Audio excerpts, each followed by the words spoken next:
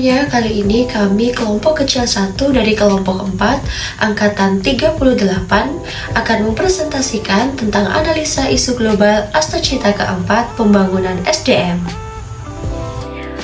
Dalam latar belakang presentasi kali ini, dapat kita ketahui bahwa Astacita merupakan 8 agenda strategis nasional yang dirancang untuk membentuk pembangunan menuju Indonesia Emas 2045.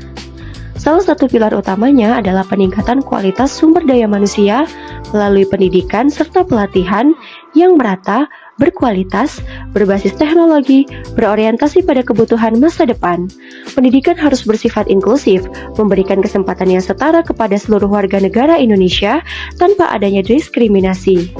Inklusivitas dalam pendidikan bukan hanya berkaitan dengan aksesibilitas bagi penyandang disabilitas, tetapi juga mencangkup penghargaan terhadap keberagaman sosial, ekonomi, budaya, dan kemampuan belajar.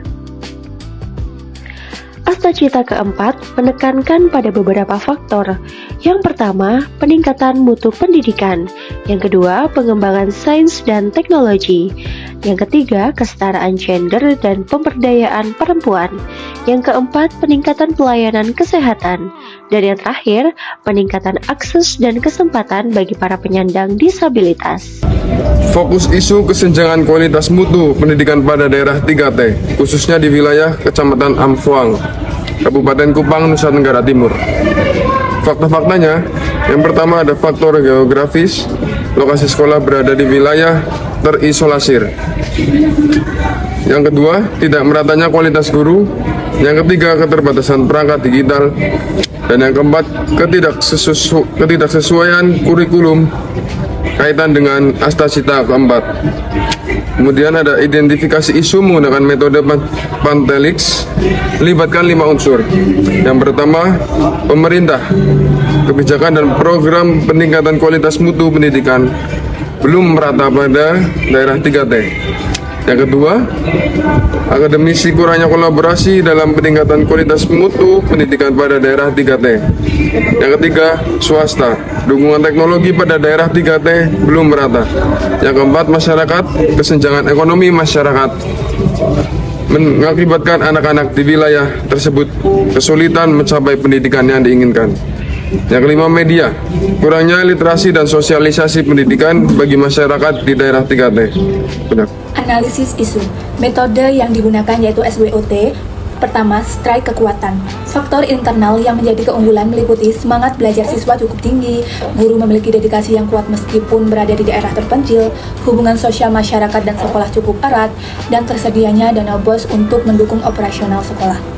Kedua, weakness, kelemahan. Faktor internal yang menjadi penghambat meliputi kekurangan tenaga pengajar pada mata pelajaran tertentu, kompetensi digital guru masih terbatas, sarana pembelajaran masih belum memadai, fasilitas perpustakaan dan laboratorium belum lengkap, dan akses internet dan perangkat teknologi yang sangat minim.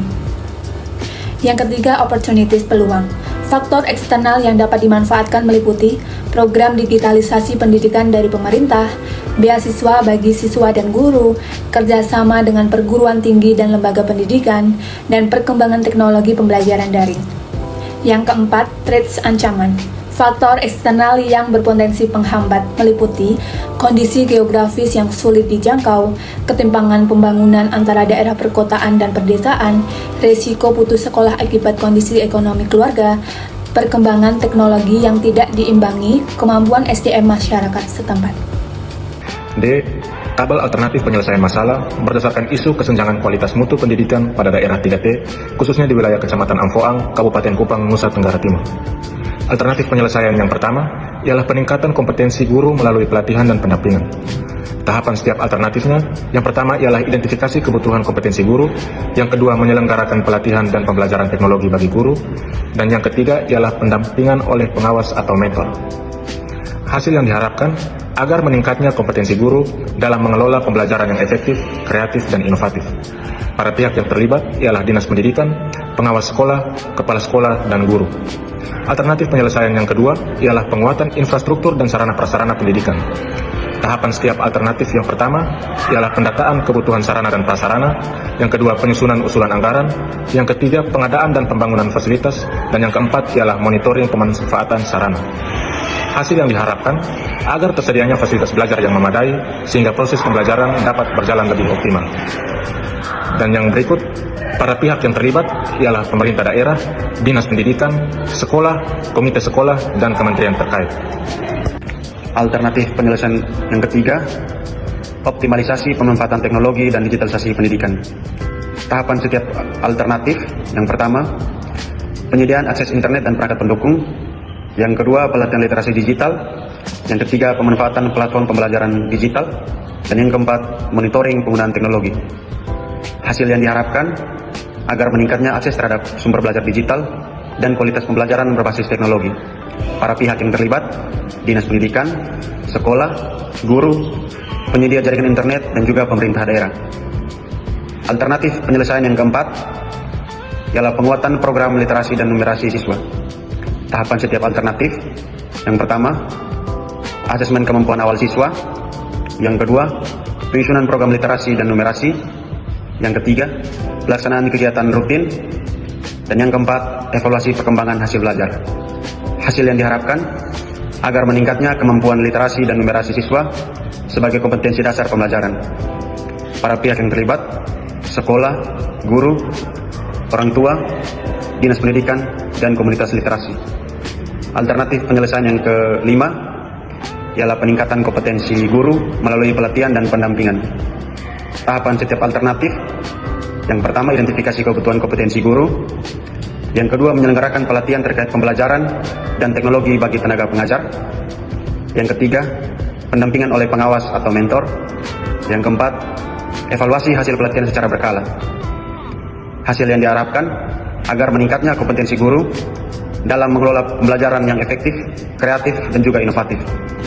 Para pihak yang terlibat, pertama, dinas pendidikan, pengawas sekolah, kepala sekolah, guru, dan juga perguruan tinggi.